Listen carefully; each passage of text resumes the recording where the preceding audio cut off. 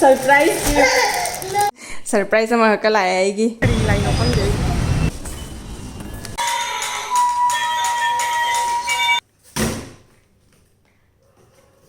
Si mayam se loi cha duri ni ngasi di.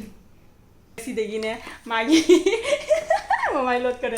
Mana hai bai loi inge ba. Ni se ba ba se to bi de ni.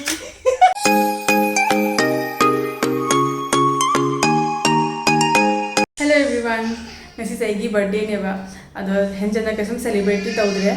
Ado jumda sum akoi lai kharam ge na sum jumda simple akoi sum lai kharam ani adu lorga horen nudindara kaino sandadara sanagi papai office lu eraga akoi lai kharam ba chitkani ba mandir da bas adu tani simple ate ke sum henjana ke sum tawroi je surprise pange go ina aigi naw nupi rameswari do mana ma hoji arunachal la lay ba ado mana ingonda suddenly hadi ma aigi surprise gift order tawri ba ko ado nga sai ayuk ta thungare ba nga ha mamangda adu su ai jenghalake mate ma Mama lo bukan naiko ba nako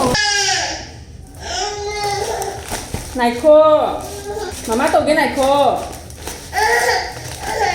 Mama oh cepat ni Mama Mama sari ba इतनी खुशी रामेश्वरी ने gift पिराई बा surprise Naiko नंगी नते से आएगी नहीं है नाइको नुपा से पहन जाए लो यार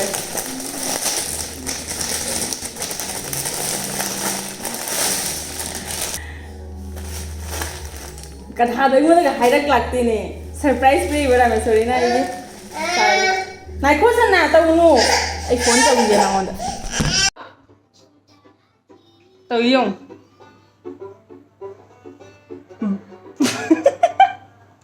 Ay pa Design na to ko do sum mathang vlog se thum jeng halake ko Ay hairuk se mathak ta kat pham mapham leite ba di tel le ba si mapham je pi ba do do nai na makha da khasana na makha da na sum khoram me kat le ba nu pa se hairuk ke sang lai gare ai pai Joy da kali ni sana haji tau hinu. Ce joy haro se. Joy to lo. Sana joy to lo. Ni pa se hiruk se sang na lai ni ko. Ai hek. Jo. Joy. Chu lo re, mai chu lo re. Mai chu lo re.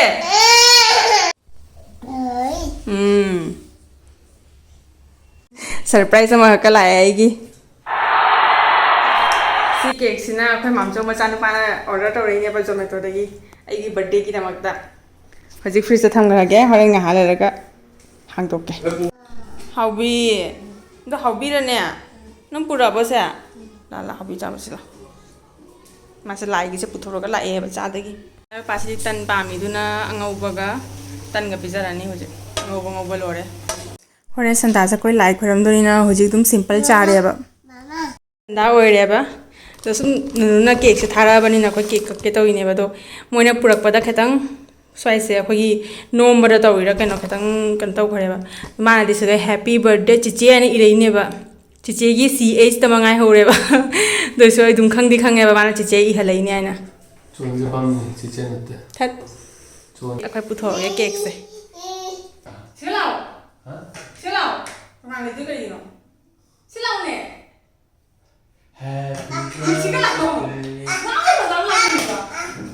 Selayo. Aku yang dari sana celebrate tahun ni. Happy birthday.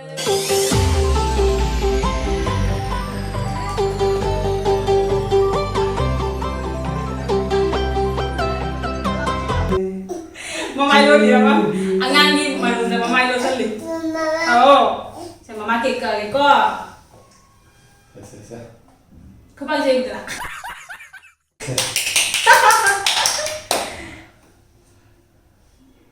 Thank you Nunu. Nang order tu bilang ni apa cake kaya. Salah lah. Dia ni. Kerja. Nah.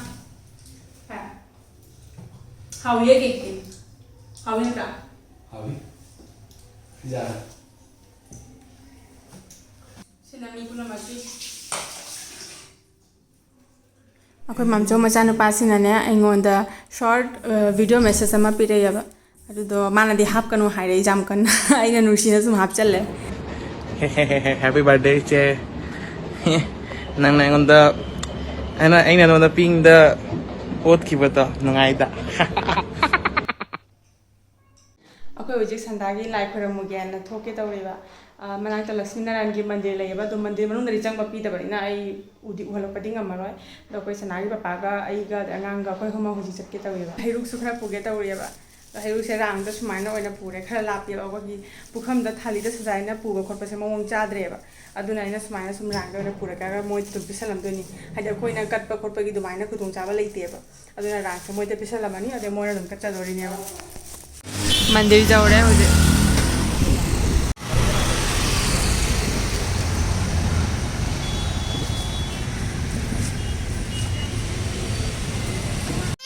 Mandiri tholaga nupasigi sanapur lainabay dukan manakta laibada changuri neba wese ubadagi makeup na loigre lawning mangina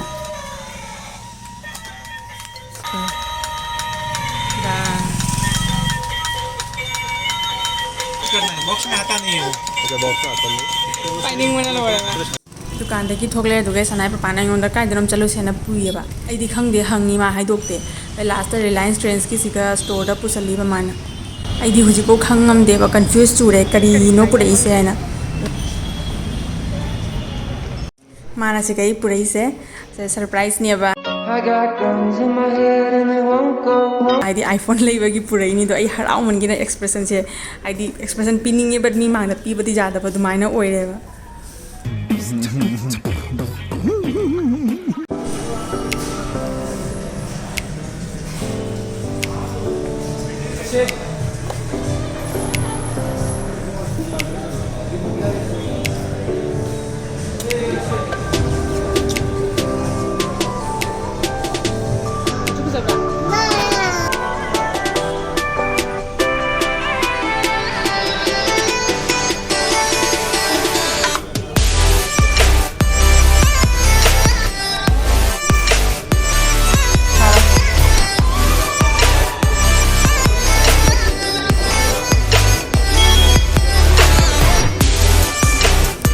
Lore akhoi hujik dukan dagi thokle ba handai tawre si kaino cha si kaino sana hati kari hati ro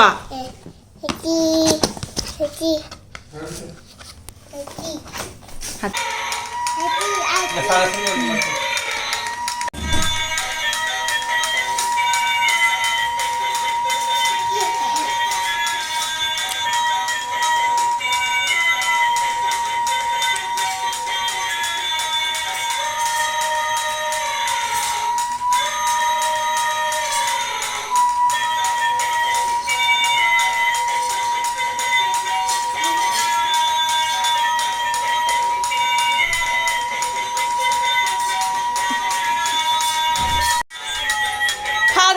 mana chen de ma pha tham mi sana pha nu sana chen sanu ma pha tham ngare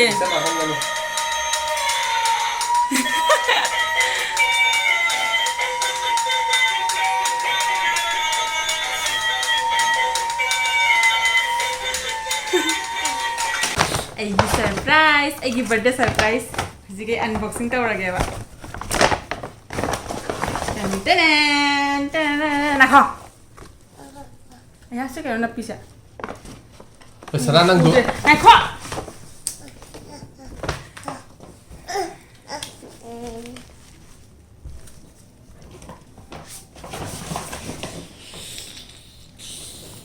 Oh babuji. iPhone 14 nih ba.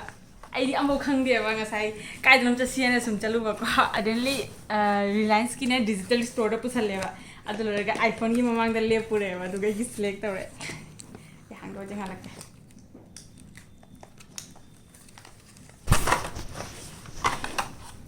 color di ko ketang unique ni ai di blue pam ba ko blue do stock ta le hodre ba adu na si wana lawre yellow sum phajai da se su kra unique wa adu ai mamang se hang do ra ge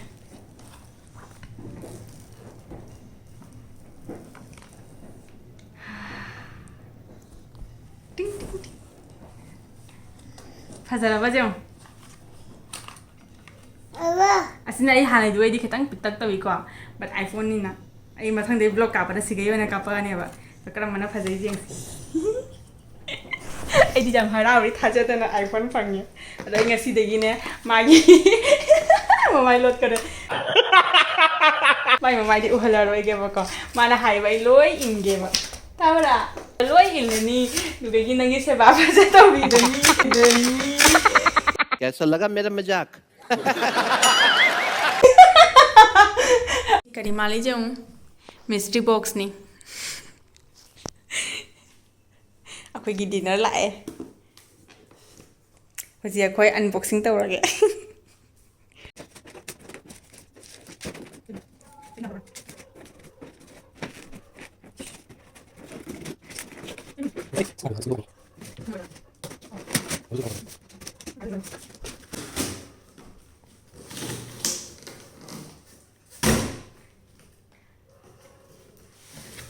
Lihat sit pada apa semua masa tadi di mana udah masak aja sina chutney lere sina rasgulla sina gulab jamun sina raita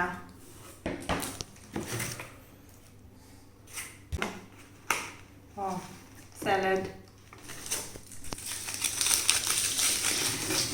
नान ले दो naan lo नान मान anh lấy bút hồ ra hẳn là con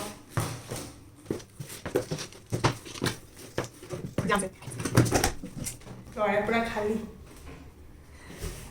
xin mày hàng sẽ lôi cha tôi nhiều ạ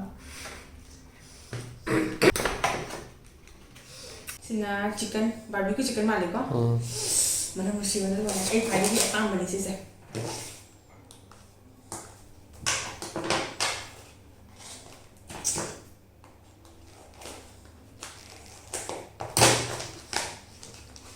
xin cho cái nó ngao mà lại quả ngao cái gì kìa anh đi mà ngao rồi Naga prawn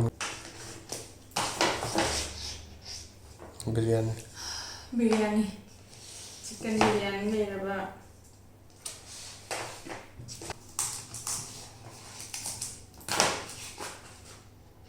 xin cho cái nó hay răng mà nghe chú không rồi xin đi làm nhưng mà ông mà cái răng không được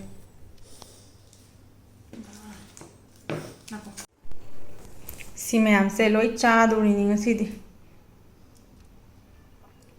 ꯈꯨꯖꯥꯝꯁꯦꯕꯣ ꯂꯣꯏ ꯆꯥꯕ ꯉꯝꯒꯗ꯭ꯔꯥ ꯉꯝꯃꯣꯏꯗ꯭ꯔꯥ ꯈꯪꯗꯦ ꯆꯥꯕ ꯍꯧꯔꯒꯦ chicken biryani ꯑꯣꯏ ꯃꯥꯜꯂꯦ ꯑꯩ ꯂꯣꯏ ꯆꯥ ꯉꯝꯗꯕ꯭ꯔꯥ ꯈꯪꯗꯦꯕ ꯈꯥꯏꯗꯣꯛꯑ ꯆꯥꯁꯤꯔꯥ ꯈꯪꯗꯦ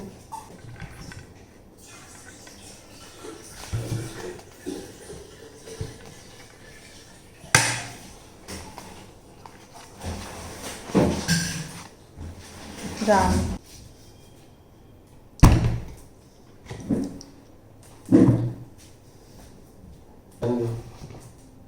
Sina dal makhani. Charaga jingi kamana dal makhani chawadro? चाव ना Ai di leg piece lawdoini. Khujam se bo.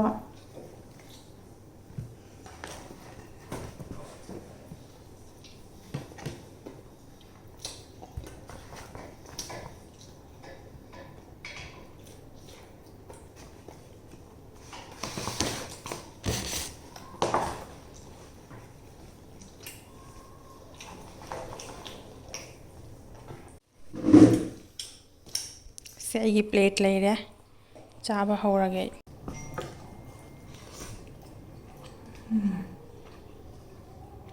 ꯍꯥꯎꯌꯦ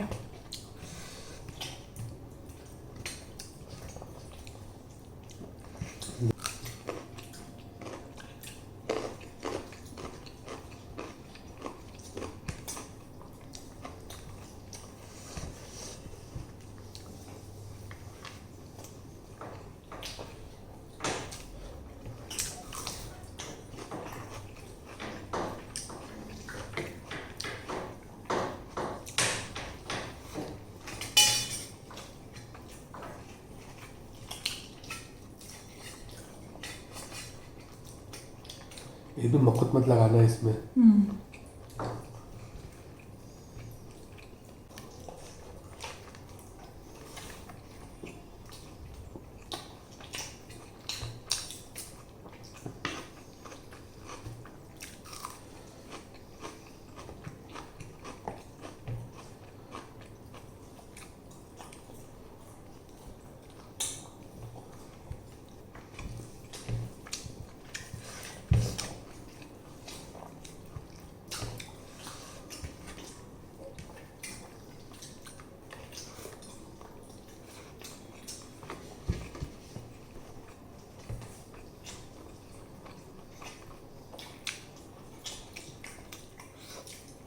ngasi je khoi amna pura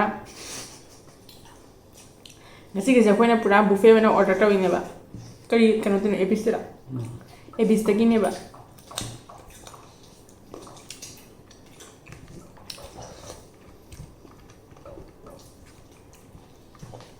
ये जो भी काटा tao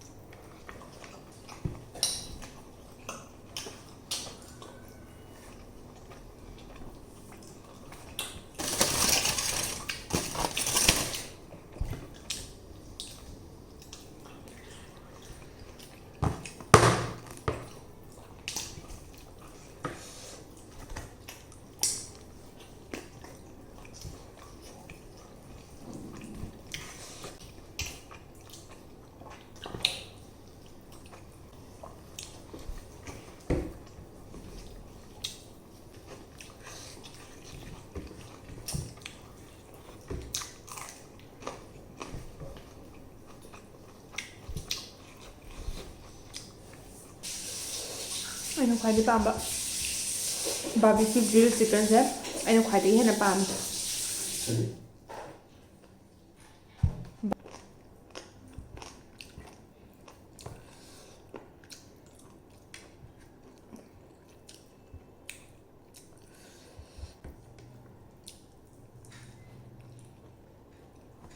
phát thậtเลยngasi di bawa phajana chagare ꯂꯦꯡꯉꯝꯗ꯭ꯔꯦ ꯃꯕꯨꯛꯁꯦ ꯅꯥꯔꯦ ꯑꯗꯣ ꯍꯩꯖꯥꯡꯗꯨꯗ ꯈꯔ ꯂꯦꯝꯃꯤꯕ ꯍꯩꯖꯥꯡ ꯃꯍꯤꯗꯨꯗ ꯑꯇꯩ ꯆꯤꯛꯀꯟ ꯀꯩꯀꯥꯡꯗꯤ ꯂꯣꯏ ꯆꯥꯊꯣꯛꯈ꯭ꯔꯦ ꯆꯤꯛꯀꯟ ꯕꯤꯔꯌꯥꯅꯤꯁꯨ ꯆꯥꯊꯣꯛꯈ꯭ꯔꯦ ꯁꯅꯥꯒꯤ ꯄꯥꯒ ꯑꯩꯒ ꯑꯩꯈꯣꯏ ꯑꯅꯤ ꯄꯨꯟꯅ ꯂꯣꯏ ꯆꯥꯈ꯭ꯔꯦꯕ ꯑꯗꯣ ꯑꯊꯨꯝꯕꯗꯣ ꯒꯨꯂꯥꯞ ꯖꯥꯃꯨꯟꯒ ꯔꯁꯒꯨꯜꯂꯥꯒꯗꯣ ꯑꯗꯨꯗꯤ ꯆꯥꯛ ꯆꯥꯕ ꯃꯔꯛꯇꯨꯗ ꯑꯩ ꯑꯊꯨꯝꯕꯗꯣ ꯆꯥꯅꯤꯡꯗꯦꯕ ꯍꯥꯏꯗꯤ ꯆꯥꯛ ꯆꯥ ꯂꯣꯏꯔꯒꯁꯨꯅꯦ ꯆꯥꯅꯤꯡꯗꯅ ꯐ꯭ꯔꯤꯖꯇ ꯊꯝꯃꯦꯕ ꯍꯣꯔꯦꯟ ꯉꯥꯏꯍꯥꯛ ꯂꯩꯔꯒ ꯈꯔ ꯊꯦꯡꯊꯔꯒ ꯀꯔꯤꯒꯨꯝꯕ ꯆꯥꯅꯤꯡꯉꯛꯄ ꯇꯥꯔꯒꯗꯤ ꯆꯥꯔꯦ ꯅꯠꯇ꯭ꯔꯒ ꯍꯌꯦꯡ ꯆꯥꯔꯅꯦꯕ ꯑꯗꯨꯅ ꯑꯗꯨꯗꯤ ꯑꯗꯨꯝ ꯊꯝꯈ꯭ꯔꯦ ꯑꯗꯣ ꯑꯩꯁꯨ ꯃꯁꯥꯁꯦ ꯂꯦꯡꯅꯤꯡꯗ꯭ꯔꯦ ꯍꯧꯖꯤꯛ ꯆꯥꯁꯟꯃꯟꯒꯤꯅ ꯑꯩꯈꯣꯏ ꯐꯥꯔꯁ ꯇꯥꯏꯝꯗꯁꯨ ꯌꯥꯝꯅ ꯑꯃꯨꯛꯇ ꯕꯨꯐꯦ ꯑꯣꯔꯗꯔ ꯇꯧꯔ ꯆꯥꯔꯤꯁꯦ ꯐꯥꯔꯁ ꯇꯥꯏꯝꯅꯦꯕ ꯉꯁꯤ ꯑꯗꯣ ꯑꯩ ꯉꯁꯤꯒꯤ ꯚꯤꯗꯤꯑꯣꯁꯦ ꯑꯩ ꯁ꯭ꯋꯥꯏꯁꯤꯒ ꯁꯨꯝ ꯂꯣꯏꯁꯤꯜꯂꯒꯦꯀꯣ ꯑꯩꯁꯨ ꯄꯣꯊꯥꯅꯕ ꯇꯧꯔꯒꯦ ꯕꯥꯏ ꯕꯥꯏ